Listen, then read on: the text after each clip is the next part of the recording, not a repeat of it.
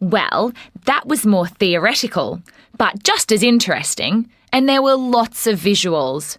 You know how fossils are formed? Not exactly.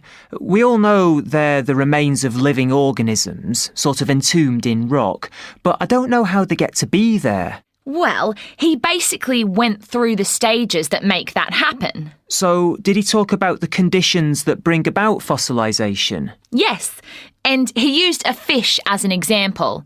Here, I'll show you my notes. Oh, wow. These are great diagrams, Junie. Thanks. OK, stage 1.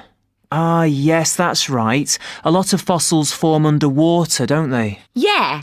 Like, as soon as a fish dies, it sinks to the bottom of the ocean, and as long as a predator doesn't come along, it just lies there. Undisturbed. That's right. And since the ocean bed's soft, well, much of it is, plus it's muddy as well, the fish gradually gets covered over and can't be seen anymore. Apparently, for a fossil to begin to form, you also need conditions where the light is minimal and there's very little oxygen. So the organic matter doesn't break down too quickly. Yes. And you know, there are fault lines, even on the seabed, and the rocks can move. Yeah, so once the fish gets buried, I guess that has to happen quite quickly.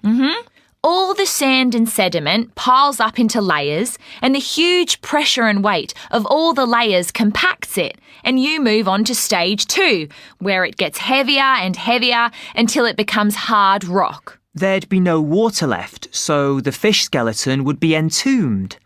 It can stay like that for millions of years, can't it? It can, but during that time, the bone in the skeleton is replaced by minerals. I see.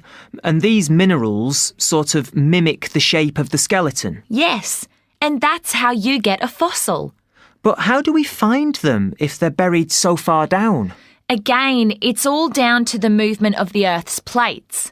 In the last stage, many millions of years after the fossil has formed, the rock may lift and eventually be above sea level.